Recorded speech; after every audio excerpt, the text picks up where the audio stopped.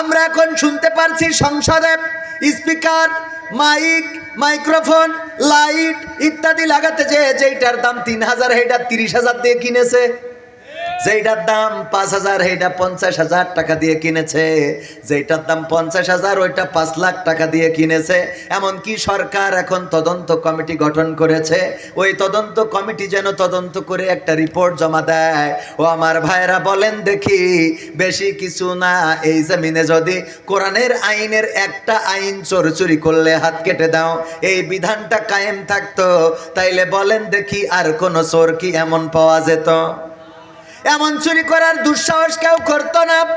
আমার প্রধান অতিথি বললেন পরকীয়া বেড়েছে, আমার দ্বিতীয় বক্তা বললেন এই সমাজে ধর্ষণ বেড়েছে, জেনা বেড়েছে। যদি ধর্ষণ জেনার জন্য আল্লাহর দেওয়া আইনে শাস্তি দেওয়া হতো, কবির বিন সামাদ ধর্ষণ মামলার আসামি, অথবা জেনা করেছে বিবাহিত, যদি অবিবাহিত হয় আল্লাহ কিছু তার ছাড় দিয়েছেন। যদি অবিবাহিত জেনাকারী হয় তাইলে তার ১০০ বেত্রাঘাত, কয়শ। কিন্তু যদি জেনাকার বিবাহিত হয়, অথবা যদি সে ধর্ষণকারী হয় বিবাহিত অথবা অবিবাহিত, মাজা পর্যন্ত গেড়ে দাও এবং চারিদিক থেকে ইট পাথর নিক্ষেপ করে তাকে হত্যা করে জমিন থেকে বিদায় করে দাও। ও আমার ভাইয়েরা, কবির বিন সামাদ যদি এই মামলার আসামি হয়ে যেতেন, আর এমন করে যদি পোস্টার করা হতো যে পাড়া জামে মসজিদের সামনে কবির বিন সামাদকে সঙ্গে সার করা হবে, আপনারা দলে দলে আমন্ত্রিত,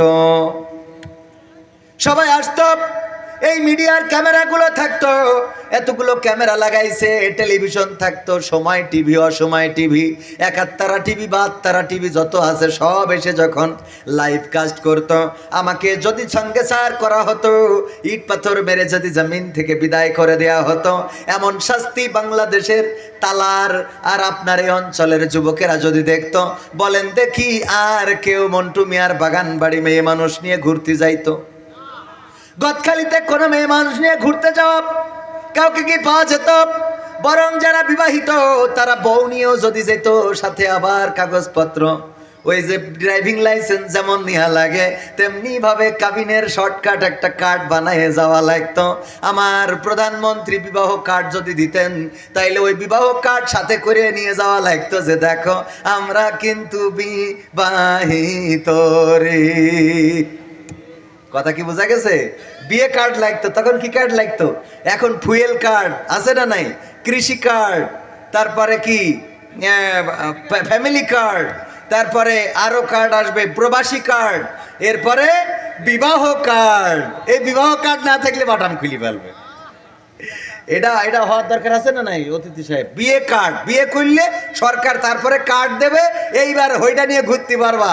ওইটা না দেওয়া পর্যন্ত যদি কেউ ঘরে, পুলিশ বলবে কার্ড দেখি, দেখাইতে পারবে না, দাও বাটাম। সুন্দর হবে না? এই কার্ড দিতে দিতে আমার মাননীয় প্রধানমন্ত্রীর কাছে দাবি যেন একটা বিবাহ কার্ড চালু করা হয়।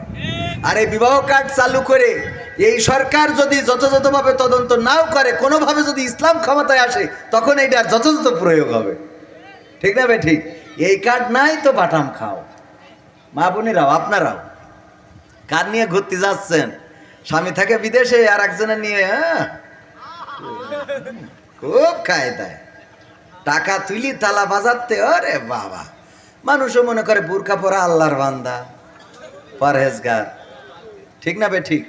স্বামী আর কথাও তো, হ্যাঁ তুমি এই যা, তুমি যে কি বললো না, হ্যাঁ আরে পাকাম, টাকা পাঠায় একজন আর একজনের সাথে কলা দৈন্যগিরি করে।